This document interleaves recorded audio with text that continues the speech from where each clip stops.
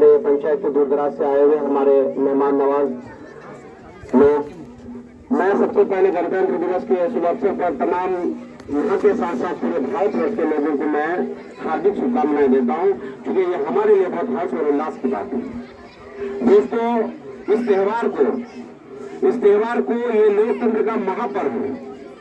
पर्व तो हमारे घर में, हमारे समुदाय में, अलग अलग समुदाय में हर तरह का पर्व हुआ करता है। मुस्लिम कम्युनिटी के लोग हम ईद की नमाजें पढ़ते हैं, हम बकरीद ईद करते हैं, हम शब बारात करते हैं। हिंदू समुदाय के लोग हमारे शिवरात्रि मनाते हैं, छठ पूजा करते हैं, तो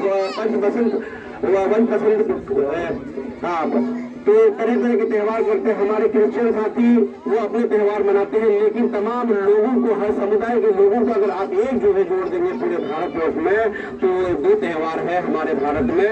एक है आपका स्वतंत्र दिवस, दूसरा है गणतंत्र दिवस। ये हमारे भारत का लोकतांत्रिक का सबसे बड़ा महापर्व है, जहाँ पे कोई समुदाय नहीं, कोई कम्युनिटी नहीं, कोई जात भेद नहीं, कोई मतभेद नहीं।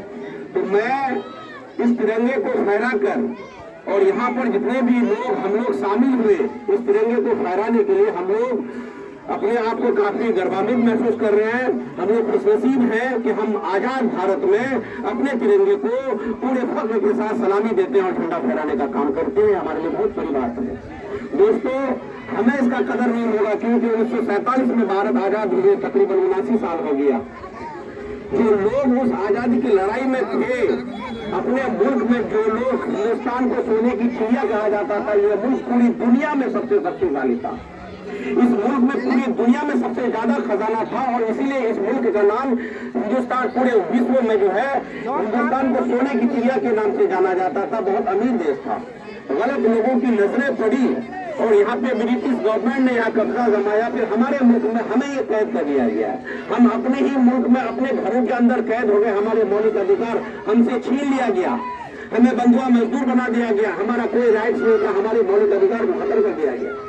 लेकिन शुक्र करें ऊपर वाले का और धन्यवाद के पात्र है वो लोग, जब तक ये धरती बची रहेगी, ये संसार बचा रहेगा, तब तक उन लोगों को नमन है, ऐसे व्यक्ति को सलाम है।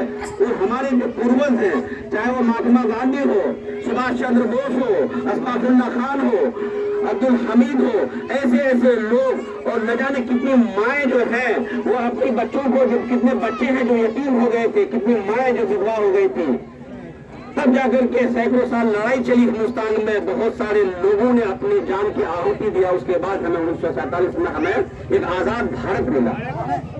कदर हमें इसलिए नहीं है कि मैंने उस लड़ाई में शामिल नहीं हुआ था, हम लोग उस लड़ाई में शामिल नहीं हुए। काश कि अगर उस लड़ाई को देखते तो हम अपनी आजादी को एहसास कर सकते थे, महसूस कर सकते कि कितनी बड़ी चीज हमारे पूर्वजों ने हमें देकर के दिया। दोस्तों, ये लोकतंत्र और स्वतंत्र दिवस के अवसर पर जो ये झंडा और तिरंगे को सलामी दिया जाता है, ध्वज को जब फहराया जाता है, मकसद क्या है समझने की जरूरत है। हिंदुस्तान तो 1947 में आजाद हो चुका था, लेकिन नहीं, ये साल में 2 बार स्वतंत्र दिवस के अवसर में 15 अगस्त पे हम लोग तिरंगे को सलामी देते हैं। पूरे भारत में जो है अपने झंडे को फहरा करके, और लोग गणतंत्र दिवस